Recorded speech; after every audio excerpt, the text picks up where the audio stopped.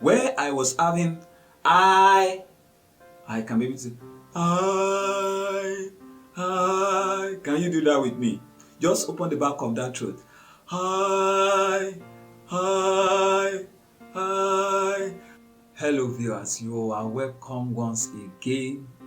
I'm glad to be coming your way again to share the second part of the videos that I released the other time on what we can do to ensure that our voice remain in shape. Yes, and I'll be going all out practical today. Yes, it's going to be all about practical. Yes, I love vocal activities, vocal training when it is very practical. Yes, the reason why I do a bit of theory is because I know that it is the theory that lay the foundation for the practical. So, and if the theory is not well understood, then we can have issue with the practical, because it is well we understand in our mind that we can use our voice or our body to project. So I hope you have watched that first part, because if you don't watch it, you may find it difficult relating with this second part. But if you have watched it, then you are good to go. Mind you, you need to subscribe to this channel because I have a lot of things in store. Even Virtue Music community as a whole, we have a lot of things in store that we are bringing your way.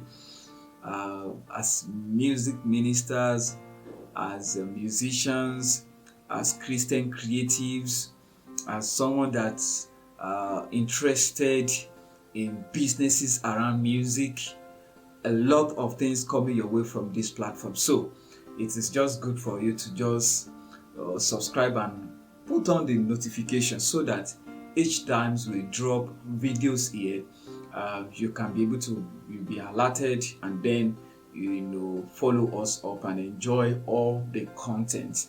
And mind you, I would like to hear your testimonies as you get improved in your singing. Yes, I'm expecting to hear that. And also your questions, your observations are welcome. And mind you also, if you want to go extra mile, you need a coach that can help you, guide you through your vocal progress. I have a lot of reference for our community, people that we have raised, we have trained over the years. So we are not talking based on just theory or teaching. These are practical things that hundreds of people they have benefited from. But God just said that this is the time for us to come to this platform and begin to do this. So you are welcome. Subscribe now and let's get it going. So let me go to the practical today. I'll be using the head of piano. I have piano here in order to aid our training, our practical exercise. So I mentioned 6 things in the first part of this video. At the first, I mentioned about placing volume of our voice over the richness of our voice as one of the reasons that belabored our vocal organs and make our voice to get crack. Not only that, I mentioned poor sound system. I mentioned misplacement of vocal registers. I mentioned poor voice care and habits that we're not really taking care of our voice as we ought to. Likewise, I also mentioned wrong choices of keys for our selected songs, that when we choose the wrong key for our songs, it really tells. Also, I ended up by mentioning our general body health as someone that impacts our voice and make us to lose our voice quickly. So today, I'm going to be taking them one after the other and give us tips, exercises that we can do around that. So let me start from the point one, which is on the placing of vocal volume over richness that really caused the problem. How can we reverse this and place the richness over the volume?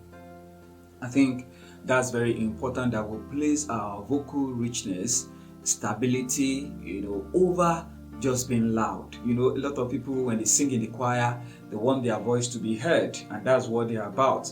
And when you give the mic, and their voice is always ahead of other choir members, and they scream at the top of their voice. Probably maybe they have this contralto voice, and some even take don't be offended. I know some even take pride in the fact that their voice is the loudest. Yes, that I'm the loudest in the choir. When I sing like this, my voice is always this and always that. So but it's not about the volume of the voice. It's about the richness of the voice that make the voice to feel the. I don't know if you have been in a concert hall before, where you have orchestra when they are singing, and you have opera, and they are singing with that sonorous voice. As tiny as that voice is, you will realize that the voice will fill the entire room. It will fill the entire room, and you will enjoy everything coming out. And that's what we talk about. And even when they are hitting the high note, we hit the notes with all the softness and with all the richness, and the whole thing will come beautiful, fine. It will just come great. So and that's how it should be. That's how it should really be. Even when we are singing our contemporary songs, just check it. Most of even our local songs that we enjoy, they come in, softly but richly, and the thing, we just enter like that. And when they want to hit, they hit and they hit. And when they hit, it's not about the volume; it's about the richness of that hitting. Very, very important. So, what can you do in order to switch from just singing? Example, you have I have a very big God, a very big God, oh. He know dey for my hand, he always by my side. I have a very big God. See? So, I have a very big God, a very big God, oh. He know dey for my hands, he's always by my side. I have a very big God. So, you can see the difference between the two. What's different? The difference is because the first one, I was using my buccal cavities and other cavities in order just to execute it, and I was projecting it just as if I'm projecting words, spoken words. I'm singing as if I'm talking. Yes, and that's exactly what I'm doing. So I was, just trying to make myself very loud. That's my intention, so that people can hear me. But mind you, I don't need that. All I need to do is just to open the back of my throat.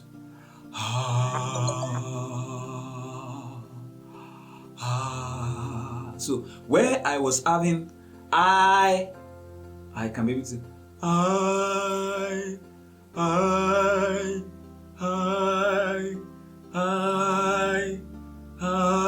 Can you do that with me? Just open the back of that throat. I have a very big God, a very big God. Oh. So I aim at that. Instead of placing unnecessary pressure on the buccal cavity and my neck and my throat in order to just force my voice to come out. And that's what I was doing. I'm very bad. So mind you, when you start imbibing this culture, it will first appear to you strange, but never mind. Just trying to go through it, a lot of time just to repeat several songs, maintaining that posture. If you do that, then as time goes on, you realize, and when you are singing, don't aim at being loud, just aim at being smooth and being rich. And by so doing, you can sing several songs and your voice will still be intact. Okay, then when you are doing this, one thing that is going to happen is the fact that you will need to use your abdomen in order to support your voice. Maybe one of these days I'll be talking about breathing and breath control in singing. So, but the fact remains that when you are doing this, because it's really going to place, instead of placing the demand on your cavities, probably also be talking about that, explaining more about this cavity of a thing later. But instead of placing that stress on your cavities, then you begin to place the job will be done by the support of your lungs, your abdomen, in order now to have a sustained great work. And that's the reason why when you listen to all these professional singing, you may not see their body actually being moved like that, or their shoulder coming up and everything, but you realize that there's a lot of work that goes into those soft works they are doing, soft singing they are doing, and everything. So, and that is how these things plays out. Hope these particular tips really help you. Let's go to the next one. What do we say? We say poor sound system. Here I'm going to just give few tips that can really help you. Now, if you are a song leader, one of the things that you should ask for is to ask for the loudest mic. That's first thing. Ask for the loudest mic to use. Also ask for the monitor. Demand for a monitor that can save you and make you to hear yourself. Yes, make you to hear yourself, to hear the backup. And also, the vocal backup usually have lower instruments coming on it, except for major instrument, but it's not the place whereby the gong will be we use gong here, the talking drum will be the loudest, or the drum will be the loudest. No, it's a place in whereby what will come up loudest there will be the voice, the vocal. Yes. So when you have it and you have it closer to you, yes, it really does help. Because when you put the microphone in your mouth and you're able to hear what you're singing back to yourself. We even have some aids that we use, the monitor, to put into your ear. You see some people nowadays, they put it in their ear to be able to hear activity and to hear themselves while they're singing.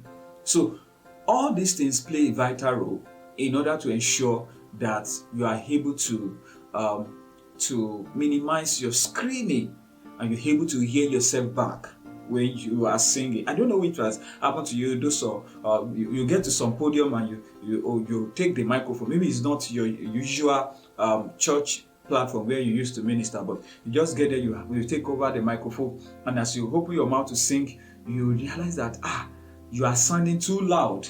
The reason why is because where you are coming from, you are probably you use bad sound system. So the new platform now makes it to sound strange to you, and you have to now adjust and some people will still not adjust. They will just be screaming on you, and people now be closing their ear. If the engineer is so conscious, can go to his sound system and begin to adjust and say, it appears this guy is just opening all his mouth and everything in the mic and everything, and started using compressor and everything to just manage your voice. So it's very important. Then ask for balanced sound. It's always good to ask for balanced sound where the instrument will not be louder than the instrument will not be louder than the voice. Balanced sound.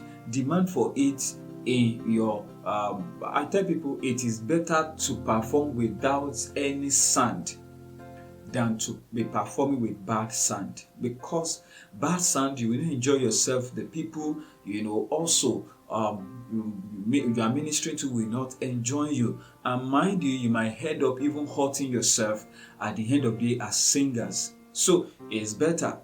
Then third is that take control of your stage. Take control of your stage. When you are ministering, you should be able to say no, come on, calm down, no, this, no. Take control of your stage. Take control of your stage. Increase the mic for me. I can't hear myself. Let that communication happen during rehearsal time. Let everything be in order. If you don't, demand for it, people that are around you may not know that it is necessary to be done. And that's the reason why you can't leave it undone. It's very important for you to demand for better setup. Then maximize the background the background singers in order to have rest in between your performance. Maximize them because they are there to help you. I see a lot of song leaders, even when the background singer is singing, whereby they're supposed to have a bit of rest, they still continue. They are still singing with them. And some also will not maximize a interlude in whereby the instrument can come. You are singing praises. Maybe you land with one song, you rush into another song, you rush into another song, you just run, and you are going to sing for like 40 minutes or 50 minutes. So there's no how you are going to belabor your voice. You have some avenue in order for you to be able to swallow your saliva, to cause your voice even to rest, even while you are ministering. You have the backup. You lead the song and they are singing. You can just be adding, ad lib at one point or the other, whereby you also get your mindset for the next point where you are coming in. So these are the things that will really, really help you in order to be able to perform maximally and to perform for a very long time.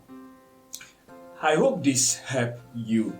Yes, I hope this helps. So, and that's the second one. And the third one, I mentioned misplacement of vocal registers.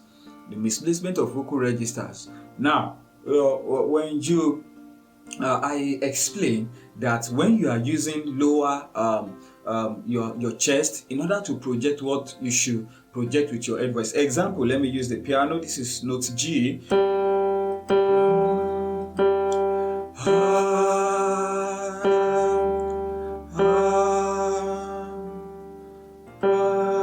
And I have notes as this.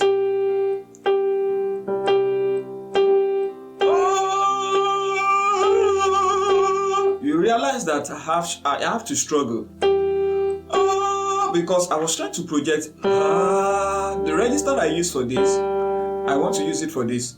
You can see I'm sounding very bad. Very bad. So if I have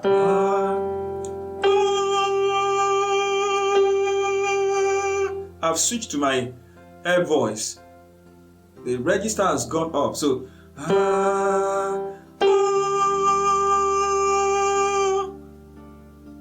so if I sing Hallelujah, Hallelujah,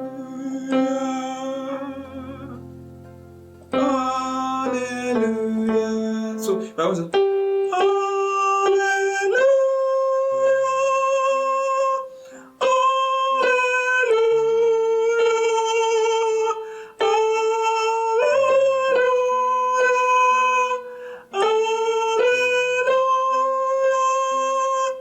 the registers are different. So, but if I want to use, which I've, in my training experience and everything, I've seen a lot of people falling into this trap. And I see that every time. So, but you can save yourself. If you are lucky to come across this video, good luck. You can make use of this. Now, how can you now achieve this? How can you achieve this? I may not be able to go into details here because but if you need better explanation, then you can contact us and then we'll make provision on how you can get a full details of more training and access our academy. Yes, you access our academy, and and that will be very good for you. We offer the ranges of training from vocal training, your ear training, your breath control, everything around singing, around instrument, piano, guitar, sax, and the rest. So all those things, even sound engineering, we have those departments also in our academy that you can leverage onto also go further. So, but in simple way, in order to be able to achieve this, is to sing, to first of all identify your range. Yes, if you are contralto, or you call it alto, or baritone or bass, you are likely going to be singing from this range.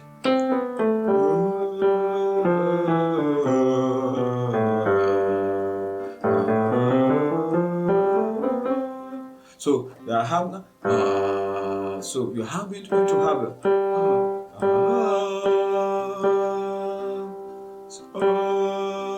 then now switch. I'm pressing G now. G, then press upper G and it instead of trying to sing it. And now voice it. So don't go back to that chest.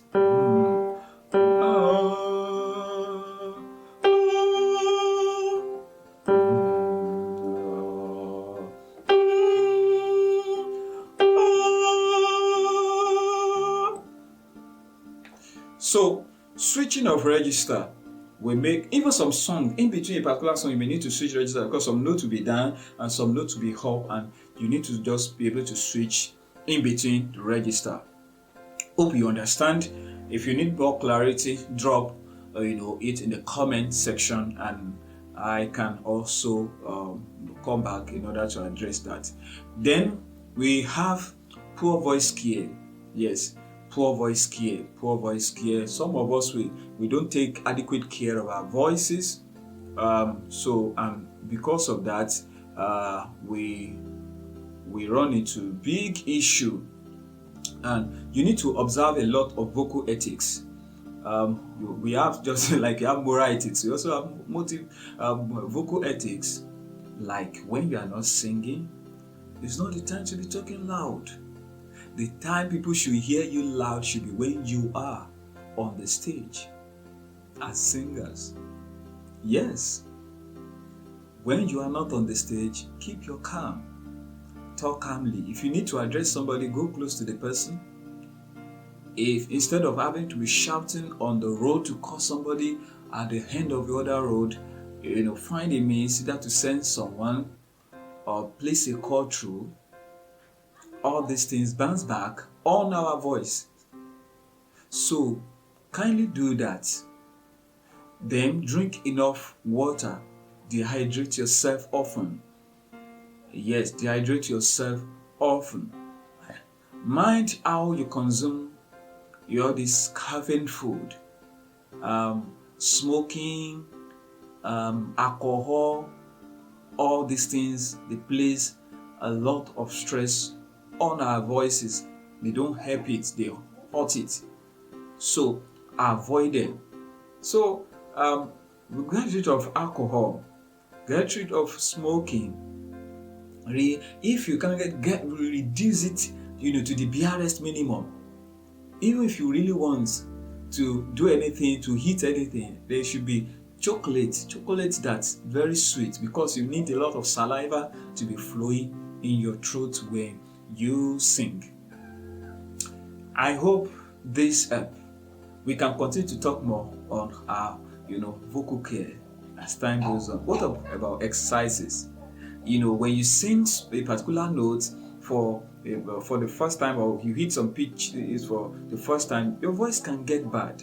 But if you practice over and over time, then you will get better. And mind you, towards your performance also, try as much as possible to not allow your rehearsal to be closer to your performance. Yes, I see people, they rehearse on Saturday nights, and everybody exhausts themselves. When their rehearsal is always better and sweeter than their performance. And you ask why?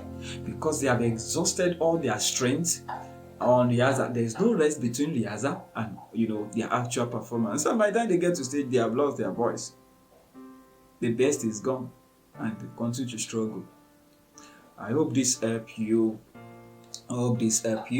Then let's go to the fifth one. I don't want to forget, so I listed them here. The fifth one is the wrong choice of keys for selected songs. Yes, I'll be doing something on transposition and modulation later on. Yes, but let me say something about. I mentioned something about the keys. That you may have a lot of songs listed. Not all those songs can fit into the same key. So in order for you to be able to do this, first of all, identify the key original song that song was done. It's very important. Secondly, understand your own comfortable range, the key at which you perform optimally. Yes, optimally. When I say optimally, it does not necessarily have to be, I'm not talking about to show, maximally, no, but optimally, that you know that around this key I can play around very well. Then now do your song on that particular key. Then check the ones among that song during your rehearsal that presented itself to be difficult for you, and now see how you can arrange them. Decide whether you need to modulate in between your ministration. When you are modulating or you are arranging the song, ask, do I need to do we need to switch to a lower key in order to do the song, or to move to something higher that will make the song fit into my range? So rehearsing before your ministration is very important, that you work with the keyboardist and the instrumentalist on how the sequence of those songs is going to be and how comfortable they are going to be for your voice to project. Very, very important. So, and that's for that you need to work around this familiar key. If you don't know your range, you need to get to know your vocal range. You need to get to know your keys. Maybe I will do a short video on the easy way whereby you can identify your key, your comfortable key. Okay. If you want me to do that, signify in the comment section, and then or whatever the area of voicing you want me to talk about, kindly do that on the comment section of this video. I will go through it and I'll work on it. So then the last one, I said that our health, our general health, impact our singing. So how well do you sleep? How well do you eat? Yes, how well do you eat? How do you take care of your body, your mental health, your physical health, your spiritual health, all other health that is required is very also important. Do you need to visit clinic? If you have malaria, stay off at that particular time, attend to your health, treat yourself. When you have malaria, you realize that even without anything, you hear your voice sounding somehow. Some people keep doing that, they still go, and if you continue that during your sick time, even when you recover, the voice will not recover with you. So you can damage the voice. I listen to a lot of people, and it's this day of exuberance that most of our worship leader, they are we call it like yeah, all those yeah, all those scream and everything that you do in the name and ministration carried away. Mind you need to be able to balance it and ensure that you are not involving in habits that will break your voice. Some people, when you listen to them previously in their album, they sound very smooth, but now everything is blurry, the voice has broken, and they can't even to get it back. And funny enough, they have to minister day in, day out, day in, day out, day in, day out, day in, day out, and the voice is just what it is. So please take good care of your health. I hope this helps someone to get better in singing. That is our passion in Virtue Music Community, to see that Christian musicians, Christian creatives will get better and maximize their potential, they maximize their potential, they fulfill their callings, and do that which God really want them to do with their skills and talents. Thank you very much. I will see you in another video. Thank you.